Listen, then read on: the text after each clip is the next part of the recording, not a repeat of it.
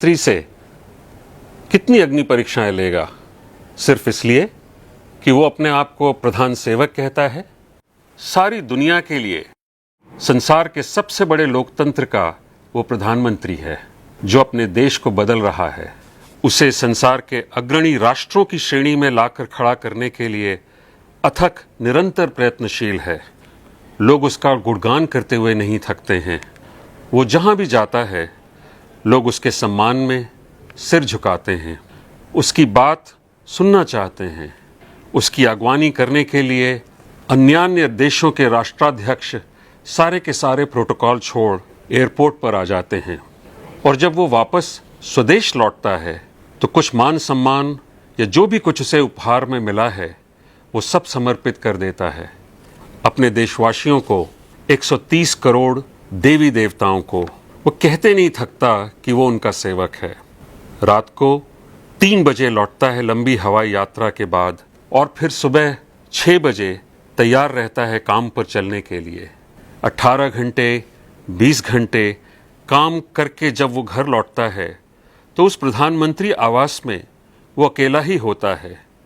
कोई उसके सामने एक प्लेट रख देता होगा, उसमें खिचड़ी परस देता होगा, जिसे खा के 1 गिलास पानी पी के वो अपनी कुछ घंटे की नींद लेने के लिए अपने बिस्तर पर लेट जाता होगा। सुबह के बारे में सोचते हुए, नई चुनौतियों का सामना करने के लिए, अपने विरोधियों के मनगढ़ंत झूठों का वार सहने के लिए, आतंकवाद से लड़ने के लिए, गालियों की लगातार बौछार झेलने के लिए। प्रधान सेवक, चौकीदार, ये सारे नाम उसने अपने आप ही ओढ़ लिए हैं। उसे पता था कि अगर गलती से भी उसने अपने आप को इस देश का प्रधानमंत्री कह दिया तो पहाड़ टूट पड़ेगा। लोग कहेंगे, देखो ये चाय वाला, ये मोदी अपने आप को प्रधानमंत्री समझ रहा है। ये संघ का प्रचारक जो घर घर भोजन के लिए भटकता था, इसका खुद ही सिर घूम गया है। वो प्रधान सेवक ही बना रहा और एक सेवक की तरह हाथ जोड़े खड़ा रहा। कभी शिकायत नहीं की, पलट के जवाब नहीं दिया। यही कहता गया, ऐ मेरे मालिकों, आगे क्या हुक्म है जो बजा लाऊं। और मालिकों को देखिए, तैयार रहते हैं फरमाइश लेके। कभी मन में ये नहीं आता कि सेवक सोया कि नहीं, उसने कुछ खाया कि नहीं। वो जितनी लगन से भी अपनी ड्यूटी बजाए, शिकायतें थमने का नाम ही नहीं लेती। उल्टा इस देश के निठल्ले, खानदानी बेईमान, लंपट, भ्रष्ट और राजनीति में अभी अभी जन्मे छिछोरे राजनीतिज्ञ भी कहते हैं कि चौकीदार चोर है।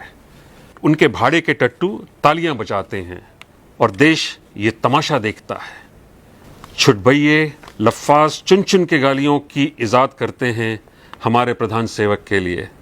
उनके अनाप शनाप वक्तव्यों का सिलसिला थमने का नाम ही नहीं लेता। कितनी परीक्षाएं चाहिए इस देश को ये कहने के लिए कि हे प्रधान सेवक, हे चौकीदार, हम कृतज्ञ हैं तुम्हारे।